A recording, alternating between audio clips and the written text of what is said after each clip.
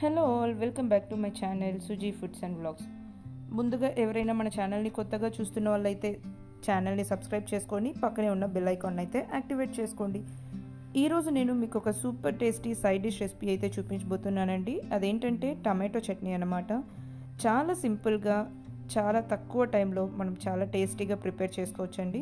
నేను ఇక్కడ Tamil Nadu hotel style tomato chutney అయితే చూపించబోతున్నాను. ముందుగా ఇలా ఒక మిక్సీ జార్ తీసుకొని ఇందులో మీ కారంకి తగ్గట్టుగా ఎండుమిర్చి యాడ్ చేసుకోవాలండి. అలానే 1 కప్ దాకా బాగా పండిన టమాటోస్ని అయితే ఇలా కట్ చేసుకొని వేసుకోవాలి. ఇందులోనే ఒక పెద్ద సైజు ఉల్లిపాయని ఇలా మీడియం సైజులో కట్ చేసుకొని వేసుకోవాలి. కొద్దిగా బెల్లం నచ్చదనుకుంటే స్కిప్ చేసేయచ్చండి. అలానే ఒక 1 స్పూన్ దాకా జీలకర్ర, ఇంకా కొన్ని వెల్లుల్లి యాడ్ చేసుకోవాలి. ఇందులోనే రుచికి సరిపడిన ఉప్పు వేసుకొని మిక్సీ మూత పెట్టి ఫైన్ పేస్ట్ లాగా మనము బ్లెండ్ చేసుకోవాలండి.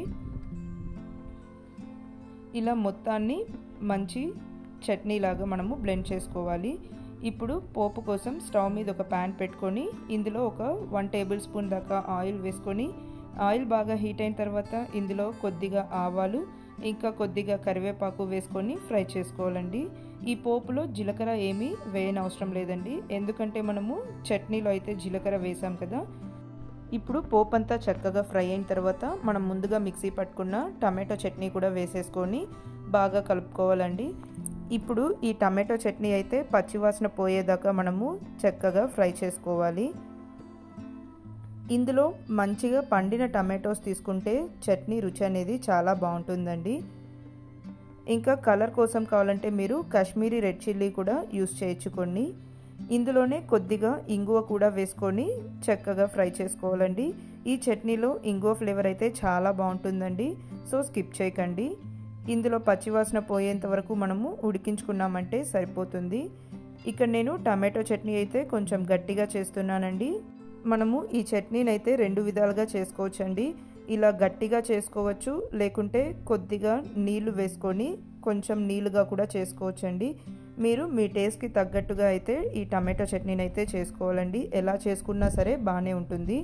అంతే అండి, మనకు ఈ టమాటో చట్నీ అయితే చక్కగా ఉడికిపోయింది.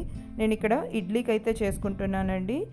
ఈ టమాటో చట్నీ అయితే మనకు దోశ, ఇడ్లీ, చపాతీ, ఇంకా వేడివేడి అన్నంలోకి కూడా చాలా బాగుంటుందండి. చాలా టేస్టీగా ఉంటుంది. చాలా సింపుల్ ప్రాసెస్ కదా, చూసారు కదండి. సో తప్పకుండా మీరు కూడా ఈ సింపుల్ అండ్ టేస్టీ టమాటో చట్నీని అయితే ట్రై చేయండి. ట్రై చేసి టేస్ట్ని అయితే ఎంజాయ్ చేయండి. వీడియో కనుక నచ్చినట్లయితే లైక్ చేయండి, షేర్ చేయండి. అలానే ఛానల్ని అయితే సబ్స్క్రైబ్ చేసుకొని సపోర్ట్ చేయండి.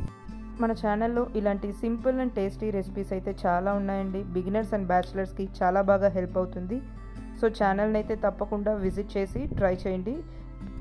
Thank you for watching. మళ్ళీ ఒక ఇంట్రెస్టింగ్ వీడియోతో మీ ముందుకు వస్తానండి.